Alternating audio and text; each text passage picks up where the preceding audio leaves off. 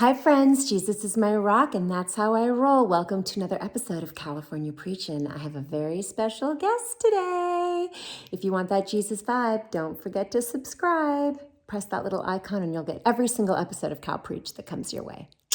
Please meet Robyn. Hello. Hey, Robyn. So this is very exciting because I met Robyn when she was 16 and I was 17. And we were at my mom's house and I was babysitting my little brother, which you refused to believe. There were no adults in the place at all. It was just No. like a bunch of kids partying. And all of a sudden she says, keep your voice down. You're going to wake my baby brother. And it just didn't seem like a realistic thing at the time. I said, I'm going to have to show you since you will not shut up and you were being so loud.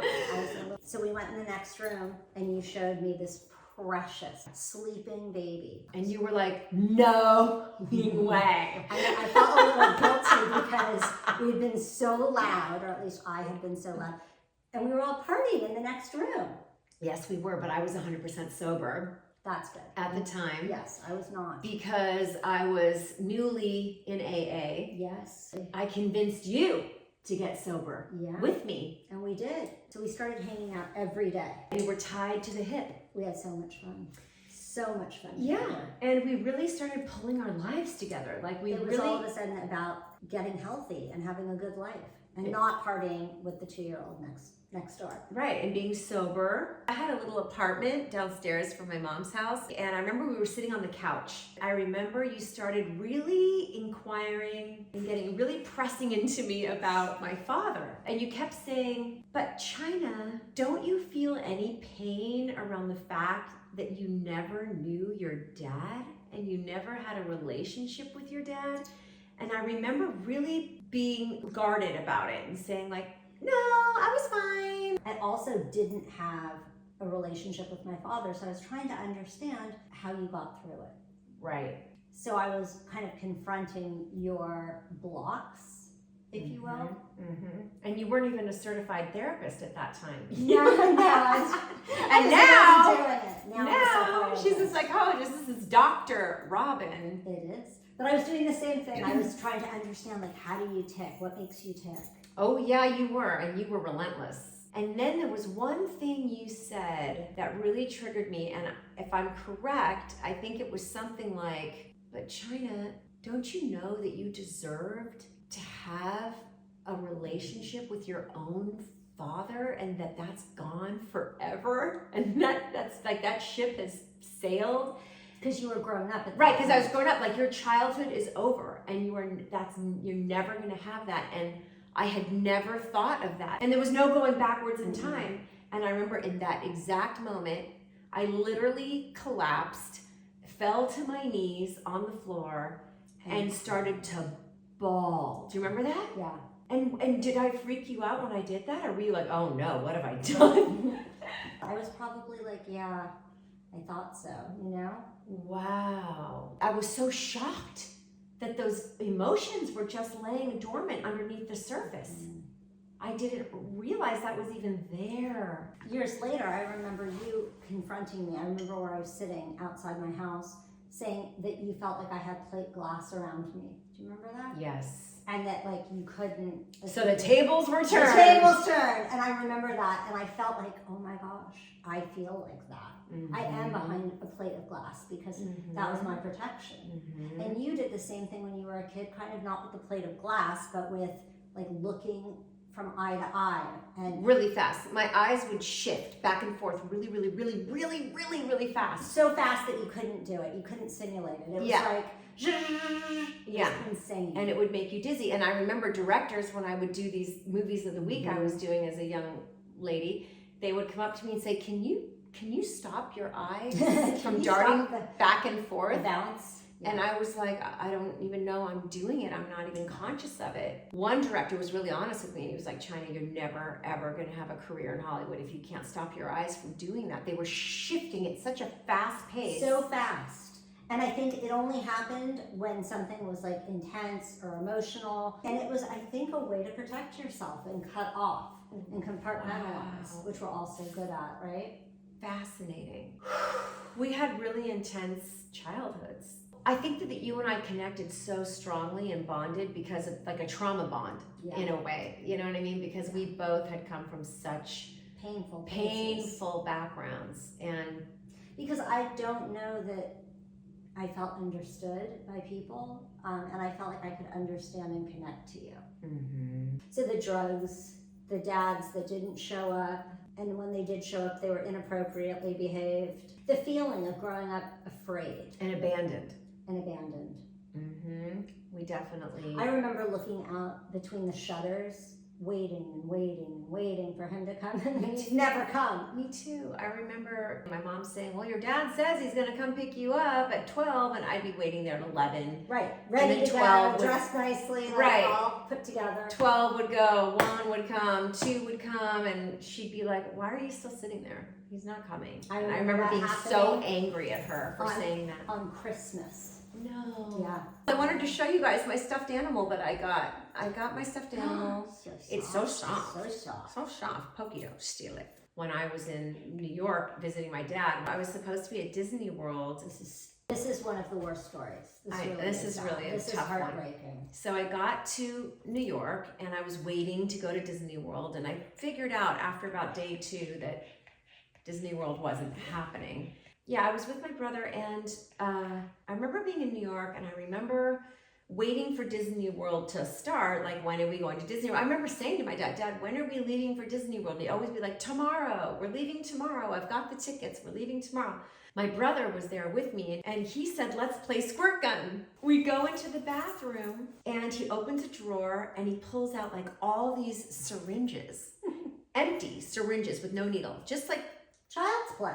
Yeah, and he starts filling the syringes with water. Water guns. And he gives me a couple, and he like squirts me, and then I'm like, well, squirt him back. And suddenly we're playing like water gun with my father's hypodermic needles.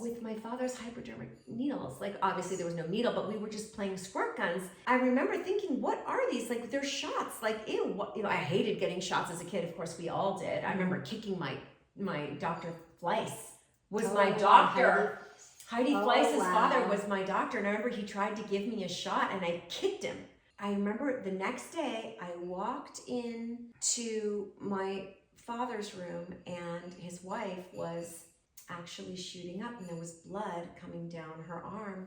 This is really sad. Sorry, Bible babes. Really awful. There was blood coming down her arm, and I remember her saying, don't tell your mother. Don't tell your mother that you saw this, whatever you do. Oh, secrets are the worst. Secrets. It was a really bad week, because then a couple days later, my dad literally had a cardiac arrest right in front of me, fell to the floor. Now, my dad is 6'5", fell to the floor. I watched him turn green. I remember his wife kept saying, go down the hallway, go get help, go down the hallway, go get help, go get help. So my brother and I are knocking on doors all the way down the hallway of this building. It was a building, like a New York City building. And we're knocking on doors, and I don't even remember. I just remember that the paramedics showed up and whisked him away. And I thought, he's dead. He was green and he wasn't breathing. And he had obviously overdosed. After my dad was in the hospital, and I remember looking out the window, and there was like this subway and like the stairs that went down. And I kept convincing myself that the subway was the tram at Disney World. I know. And I just like, that's what a child does. They have to survive somehow, right? Yeah. So they make up fantasies. Mm-hmm. And that's one of the things that doesn't serve you as an adult. You have like these pretend lands that you go to, and you don't live in reality. You can like kind of shift your reality to something better. Kind of like you, I came home from that trip and I remember laying in bed with my mom. Oh. And I said, Mom, can drugs kill you? And she knew right away that. I think part of what tipped her off is that she walked into my room at like 10 o'clock at night one night, and I was putting my clothes on, and she was like, what are you doing? And I said, I'm getting ready for school. And she was like, China, it's 10 o'clock at night. And I was like, it is? And I think she knew that I was just not in my right mind. So I think when you grow up without healthy role models, sometimes you look in inappropriate places for love. Yeah. and you and I certainly did our share of that. Yes, yes. We used to go over to this guy, Mark's house, and Mark was twice our age. Twice our age. Mark had a ton of drugs, and he used Drugs to and not cars, do them. And cars, and go really fast to scare me. But Did he do remember that to you? yes, but in his Porsche. Yeah, like 100 miles per hour. Yes. And curves, and I was like, I'm gonna die. But I want to say he had a ton of drugs, and remember, he never did them. He'd just give them out to the girls. Yes. And he would have like a revolving door of girls. Young girls and all of their friends. Pretty girls. We'd go over with all our friends. Basically, he was grooming us. And I think for all these years, the saddest thing is I think I felt it was my fault. Of course, because we I all do. definitely- That's what we all do. Yeah, and only recently have I been like, oh my gosh, I was 16 and he was, twice my age. And he never did anything sexual with me until one night I came over so drunk. I mean, it was the most drunk I'd ever been for sure, ever. Were you alone or was I was by myself, which I'd never gone over to Mark's house by myself. When he opened the door, he could tell that I was obliterated. He said, he goes, honey, oh my goodness, come in. He was like, you don't feel well, like you've got to lay down. And he put me on in his room, and I was like, oh my gosh, this is exactly what I need. And I laid down on his bed, and he put the covers over me, and then they turned off the light, and he was like, you need to get some rest. And then the next thing I remember was him just tearing his jeans off and his belt, and he just got on me. And I was so obliterated. I was just like, it was awful. And he raped me. He literally raped me. I was 18. I don't think you were 18, Shy. Yeah, no, I was. You know why? Because it was my birthday. Oh. It was my birthday. I remember it was my 18th birthday. Then I think he drugged me because literally I was with him all weekend long. I remember we went to breakfast the next morning, and then we went to the beach. And this is where the fantasy kicks in. Right. That didn't happen last night. Let's all pretend everything's fine. Right. You probably just shut down, Yeah. had your eyes darting back and forth. Right. And continued. Right. We survived. We made it through. But not everybody does. No, most people don't. A couple of our friends didn't. And you don't emerge from all of that unscathed. There's definitely wounds. But it goes to show, I come from rock royalty, and you were living in Brentwood with, really successful parents, and we still ended up. And if you met us, you would never have known what was behind the scenes. And that's what I think happens a lot of the time. But we would pray to God together. Do you remember that? Yeah, we would pray. We would pray. That was it wasn't like Jesus, but we were praying to God, But it was definitely part of the friendship and the experience at that age. We needed support from God to get through it. And I think AA taught us, even though AA was kind of like the back door for me to Jesus, because it did teach me that I needed a power greater than myself to restore me to sanity. Yeah. What did you learn from watching your mom pass away and the way she passed away? What were the lessons you took home from that? That life is short, and you never know when things will turn inside out. She died, she was 60 of cancer. The most important thing you have in the world are your relationships and the people and the connections. And you have to honor each person for how they want to live. Because I think the biggest gift that I gave her was listening to what she wanted as she was dying, instead of putting my wishes on it. And just for those of you who don't know, so your stepdad actually committed suicide. It makes you so uncomfortable. Why does it make you so uncomfortable to talk about that? Because it's so messed up. It's just not. It's just a terrible thing. Did you love Peter? I did. He was stable, and I thought that he was a protector and there. Did you think he would always be there? He was the stability. My dad was the crazy one. But that's what I'm saying. I mean, did you feel like Peter would always be there? Yeah, until the end. But when I could see some of the depression. Really? So, yeah. You could see it? Yeah, it was pretty obvious. Was he just not coming out of his room? Or? No. I mean, I'd see the mania because he had been bipolar, and so he'd be up, and then he'd crash. And I'd see him stay up for days doing work, and I knew that wasn't right. I think it was mental illness, and I think they missed things, and he should have been hospitalized. And I started a new school 2 weeks later. But you were already in therapy with the therapist because she thought you were traumatized. From earlier. From earlier. Yeah. And didn't you see that same therapist until you were...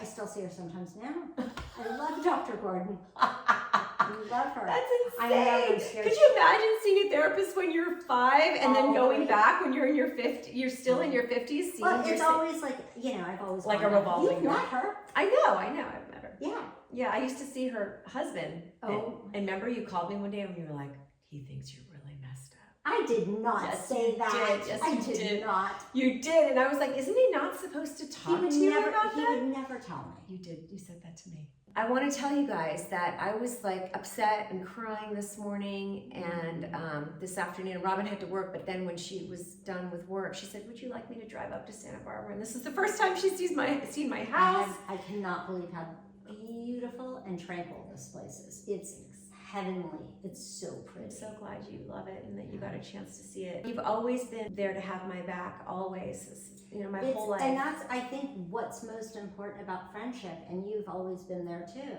It's you have to show up for people, and you have to just be the best you can be. You know. And I think the things I talk about with kids are really important for grown-ups to know. Kids hide things. You know? And you have to really kind of dig deep to make sure that they're safe and they're okay. So important. Because what tips would you give for that? I think if either of us had been seen as kids, just like, you know, at a dinner or something, nobody would have ever thought we'd been through what we'd been through. No way. Tips, talk to your kids. Talk.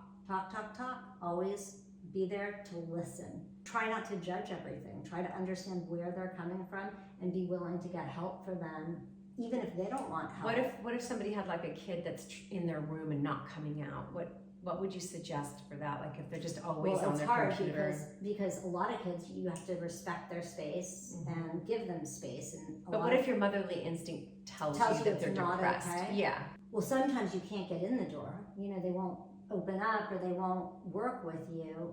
I'd say get them in therapy. Figure out what's going on and say, I'm concerned because you're in the room all the time.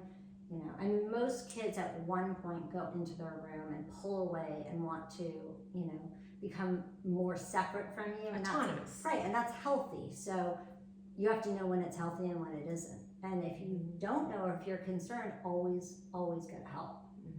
I love you so much. And thank you for driving up here to give me love and support me and talk to me. And you're just such an amazing friend. And you've never stopped being such a loyal, beautiful friend to me, Robyn. I love you. I love you. I love you. Peace of Christ. Bye, guys. Hey friends, if this video blessed you in any way, I pray that you will subscribe and that you will press that little bell, because that little bell will give you an alert every single time there's a brand new Cal Preach. And remember, sharing is caring. You never know who's going to find the peace of Christ.